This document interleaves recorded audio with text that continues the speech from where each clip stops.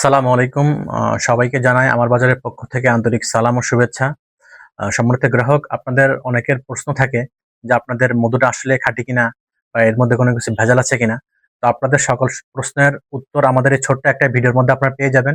এখানের মধ্যে আমরা দেখাবো আপনার হাতে থাকা মধু বা ঘরে যে মধুটা আছে ওইটা আপনি এই ছোটখাটো ২-১ টা পরীক্ষার মাধ্যমে আপনি বুঝে নিতে পারবেন আপনার মধুটা অথেন্টিক কিনা এর মধ্যে কোনো ভেজাল আছে।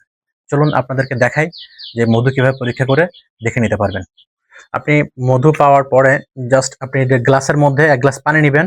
পানির মধ্যে এরকম ঢালবেন, দেখবেন মধু যদি খাঁটি মধু হয়ে থাকে এরকম তলায় যেয়ে বসে যাবে দেখেন।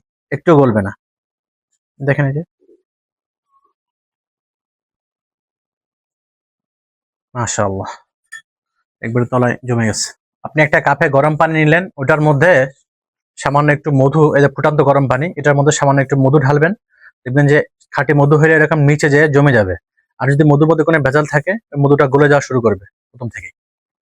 এভাবে আপনি আপনার মধুটা খাঁটি কিনা পরীক্ষা করে দেখে নিতে পারবেন। সামান্য তাপের মধ্যে একটু মধু দিবেন, দেওয়ার পরে অল্প কিছুক্ষণ, সামান্য কিছুক্ষণ তাপ দিলে এটার কালারটা চলে আসবে।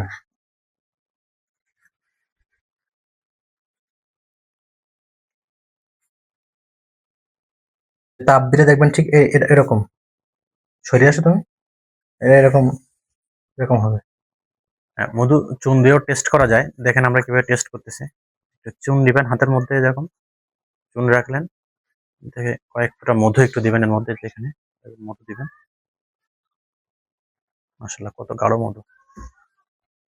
যদি এরকম মিক্সার করতে থাকেন, দেখবেন যে হাতের মধ্যে উত্তপ্ত হয়ে যাবে হাত। এবং চুনটা একবারে মিহি হয়ে পানির মতো হয়ে যাবে। কোনো দানা, দানা এরকম কোনো কিছু থাকবে না। তাহলে বুঝতে পারবেন যে আপনার মধুটা খাঁটি। দেখেন এই যে আমার হাতে থাকা মধুটা, দেখেন এই যে একবারে লিকুইড হয়ে।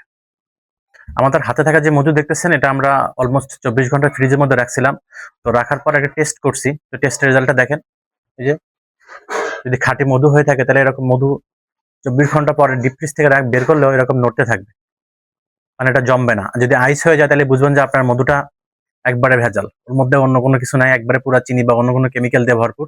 এটাও দেখেন ফ্রিজের মধ্যে রাখলে যেটা হবে জেলির মতো হয়ে যাবে। সর্বোচ্চ হলে জেলির মতো হবে। যদি আইস মতো হয়ে যায় তাহলে বুঝবেন আপনার মধুটা 100% ভেজাল। আর একটা বিশেষ বার্তা, সেটা হলো মধু আসলে ফ্রিজে রাখতে নেই। ফ্রিজে রাখলে তার গুণাগুণ নষ্ট হয়ে যায়। তো আপনারা চেষ্টা করবেন মধু ফ্রিজে না রেখে এমনি স্বাভাবিক অবস্থায় রেখে সেখান থেকে মধু পান করার জন্য। ভালো থাকুন, সুস্থ থাকুন।